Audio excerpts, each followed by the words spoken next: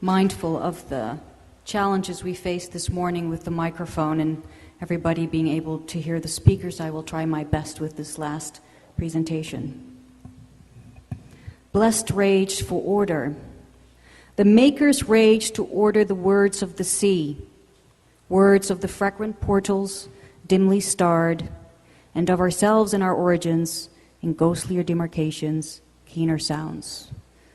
A poem about the order of the Key West in Florida by Wallace Stevens.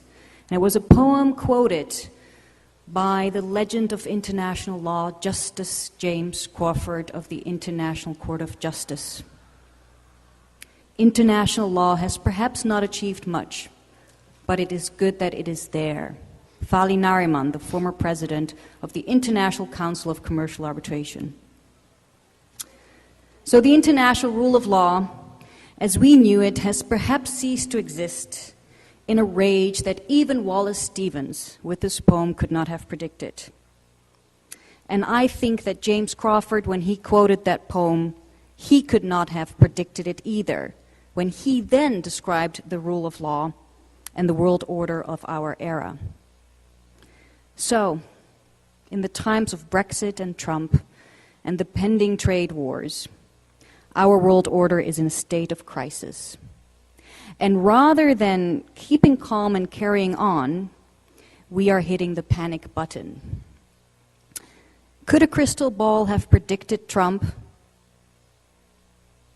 And now states are attempting to anticipate a future in this newfound Twitter reality.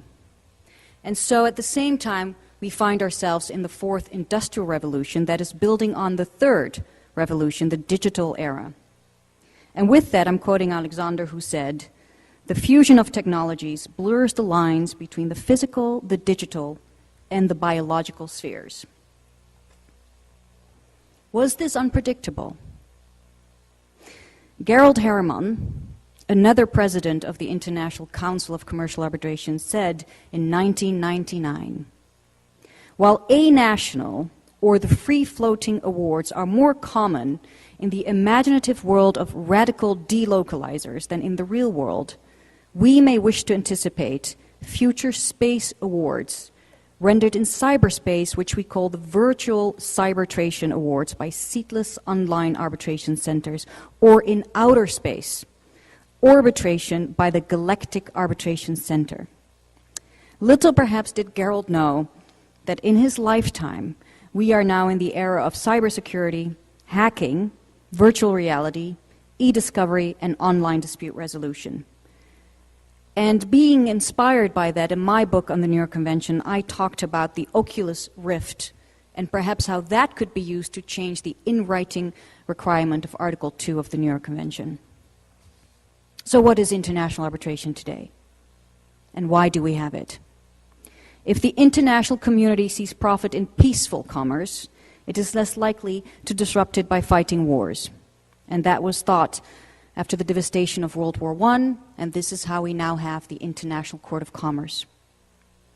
Lord Mustill and Kofi Annan, the former Secretary General of the United Nations, said that the New York Convention is the most important treaty in international arbitration and the most important instance of international legislation in the history of commercial law. However, all of that is being trumped by the notion of sovereignty. They are like billiard balls, they collide often, but do not seldom go in the same direction. And as Alexi Moore pointed out this morning, we are finding ourselves in a PR crisis of international arbitration, the lack of transparency, shrouded in mystery, diversity issues, corruption. And I would like to get back to that topic of this morning, party autonomy. That is the autonomy of the will. But I ask the audience, and especially the arbitration specialists, does that mean that parties in arbitration have a fundamental right to arbitration? Do they have a right to appoint one's arbitrator? Do they have a right to appoint my arbitrator? And do they have a right to dilatory tactics? Do they have a right to abuse the system of annulments and enforcements? And that's why I asked, if ever we had embraced some idea of institutional appointments or some regulation, would we have faced right now our community with a backlash across the globe and even the proposal of a permanent investment court in CETA? So that party-appointed arbitrator, I would remind this audience, this was not the original premise of party autonomy.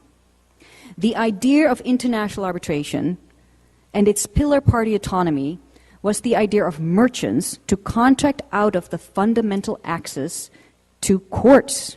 It was the idea to design a specially designed system of international dispute resolution. And it was the idea that international arbitration was for states to engage in international trade and to be held accountable under international law. And when it comes to our debate on ISDS, again, also discussed by Alexi Moore, state responsibility. It means that valid arbitration agreements ought to be recognized, and binding awards need to be enforced.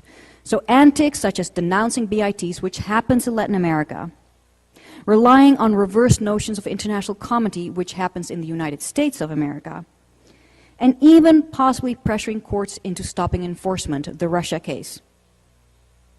That destroys the trust in international arbitration and ISDS. So I ask the stakeholders, revisit the idea of ISDS. It's under fire. The old Westphalia's governments and its citizens have voiced criticism. We've seen that with CETA. And international arbitration as it exists today will soon be subjected to a total makeover. And with that I conclude.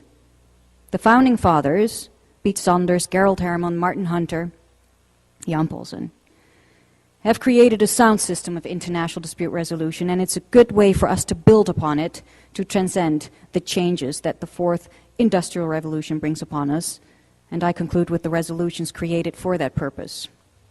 At least, hopefully, that will provide some guidance to nations and key stakeholders. The first is revisiting of treaties by the proper stakeholders and experts, not Trump, such as NAFTA, but also CETA and the New York Convention. Preparations by those same key stakeholders of the arbitration community for the blockchain era in dispute resolution, crossing over from the old Westphalia to a new world order. 3, addressing a new global system with institutions on the rise in Asia and Latin America. 4, to enforce arbitration and other dispute resolution agreements consistent with the needs and practice of international trade today, because the way we used to conclude arbitration agreements in writing can be no more. And finally, the 5th, overcoming geopolitical driven developments and the resurrection of sovereignty and nationalism by persuading states of a renewed self-interest in complying with international law, perhaps facilitated by blockchain ADR. Thank you.